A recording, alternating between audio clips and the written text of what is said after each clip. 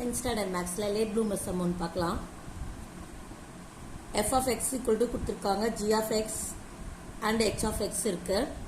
Then verify that f of g of h equal to f of g of bracketல f of g இருக்கு of h கொடுத்திருக்காங்க. So இது என்ன பார்த்தீங்கன்னா LHS equal to RHS இருக்கான்னு verify பண்ணணும் நாம. So first f of bracketல g of h இருக்குல்ல, so இது எடுத்துக்கலாம். So f வந்து x minus 4 of g வந்து x squared of h வந்து 3x minus 5. So இந்த g h bracketல இருக்கனால so இதோ தனியா ஒரு bracketல போட்டுக்கோங்க. So first bracketல இருக்கதை சால்வ் பண்ணிக்கலாம். இங்க இருக்கு இல்லையா, இந்த டேர்மை இங்க x கட்ல எடுத்து வந்து எழுதணும். அப்ப என்னாக பார்த்தீங்கன்னா 3x minus 5 வரும்.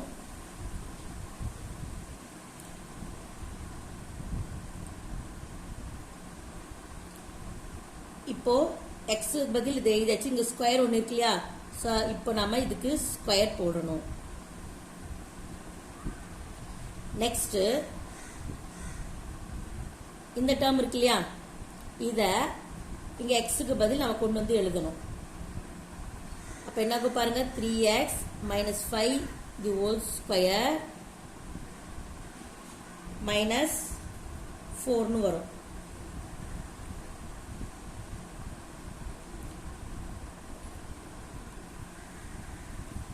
இது அப்படியே இருக்கட்டும். அடுத்து இப்போ இதை எடுத்து பார்க்கலாம். இப்போ f of g இருக்கு இல்லையா, இதை எடுத்து பார்ப்போம். f of g of h, f வந்து x minus 4 of g வந்து x squared. ஸோ இது தனியாக ஒரு ப்ராக்கெட்டில் எழுதணும். of h வந்து 3x minus 5. ஸோ ஃபஸ்ட் இந்த ப்ராக்கெட்டில் இருக்க டேர்மை தான் நம்ம முடிக்கணும். ஸோ இந்த x ஸ்கொயர் இருக்கு இல்லையா, இதை வந்து இந்த x இருக்கிற இடத்துல போடணும். அப்போ என்னாகும் பாருங்க x ஸ்கொயர் மைனஸ் 4 வரும்.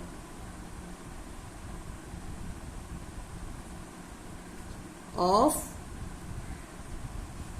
3x minus 5. ஸோ இப்போ இந்த டேர்மை இங்க x இருக்கட்ல நாம போடணும்.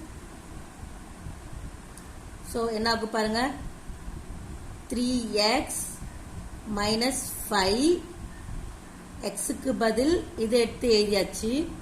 ஸ்கொயர் இருக்கா, அப்போ ஸ்கொயர் மைனஸ் 4. புரிஞ்சுதா? ஸோ ஃபர்ஸ்ட் எடுத்து எழுதியாச்சு. ஸோ இந்த ப்ராக்கெட்குள்ள இருக்க டேர்மை தான் ஃபர்ஸ்ட் சால்வ் பண்ணோம். ரிவர்ஸ்ல இருந்து எடுத்துட்டு வந்து அதை சப்ஸ்டியூட் பண்ணி முடிச்சதுக்கு அப்புறமா